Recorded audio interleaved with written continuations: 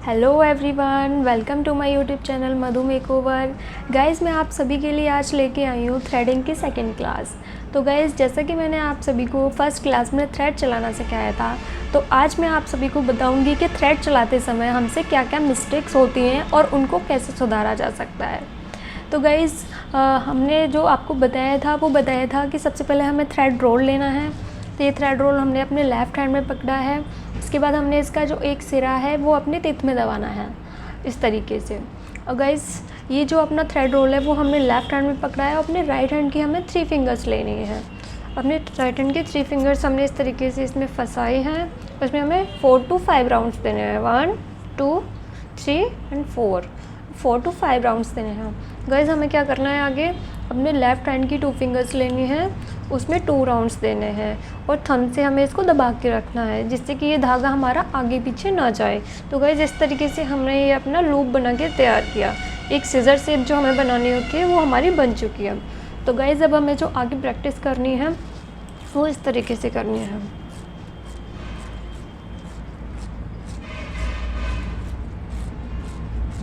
हमें जो धागा चलाना है वो कैसे चलाना है, अपने थंब के प्रेशर से।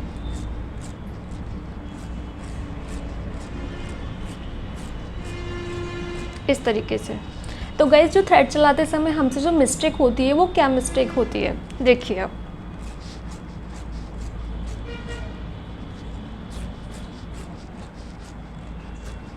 ये मिस्टेक होती है हमसे। आपने देखा कि ये जो लूप है हमारा ये छोटा हो गया और जो हमारा लेफ़्ट हैंड का थ्रेड है वो बहुत लंबा हो गया।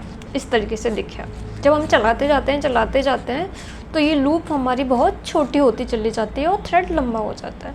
फिर उसके बाद हम क्या करें, बिगिनर्स को ये प्रॉब्लम हमेशा होती है।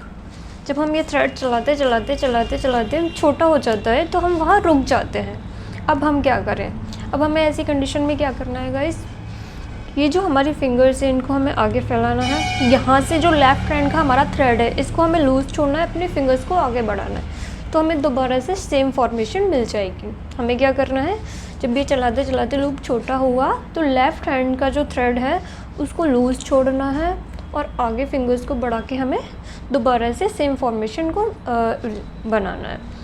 तो गाइज़, ये जो प्रॉब्लम है इसका हमने सॉल्यूशन तो कर दिया।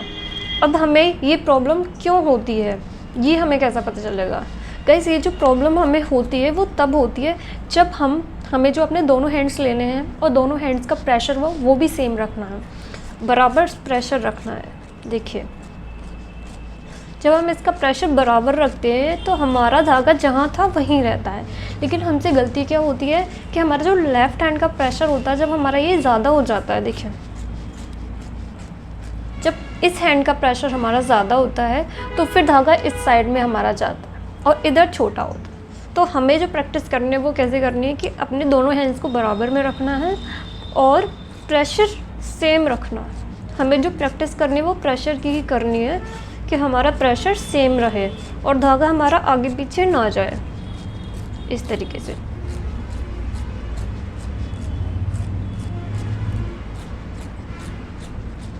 से प्रैक्टिस आपको करनी है। तो गाइस, मैंने आपको बताया कि प्रेशर मेंटेन कैसे किया जाता है, आपको कैसे प्रेशर मेंटेन करके रखना है और आप प्रैक्टिस जो करेंगे वो प्रैक्टिस आप कैसे करेंगे। मैंने आपको बताया था कि आप किसी के लेग्स पर प्रैक्टिस कीजिए और आपको एक बार में सिर्फ 1 से 2 हेयर्स ही रिमूव करने हैं। आपको बहुत सारे हेयर्स रिमूव नहीं करने हैं क्योंकि हमें थ्रेडिंग जो करनी है वो लेग्स पर नहीं करनी है। हमें जो थ्रेड चलाना होता है वो हमें आईब्रोज़ बनाने के लिए चलाना होता है। तो आईब्रोज़ में लिमिटेड हेयर्स होते हैं और उसमें हमें शेप डालने के लिए 1 से 2 बाल ही धागे के अंदर फंसा के निकालने होते हैं जिससे कि हम उसमें एक शेप दे सकें, क्योंकि हमें एक साथ सारे हेयर्स रिमूव नहीं करने होते हैं। तो गाइस, हमें ये प्रैक्टिस करनी है तो वो कैसे करनी है कि हम जब अपने लेग्स पे या किसी के भी लेग्स पर प्रैक्टिस करेंगे, जब हमने ये फॉर्मेशन बनाया, देखिए हमने जब थ्रेड लिया, हम अपनी प्रैक्टिस कर रहे हैं तो हमने ये फॉर्मेशन बनाया, तो हमें क्या करना है, सबसे पहले अपने लेग्स पर प्रैक्टिस करनी है। तो हम अपने लेग्स पर इस तरीके से प्रैक्टिस करेंगे। देखिए, मैंने थ्रेड को रखा और अपने थंब के प्रेशर से आगे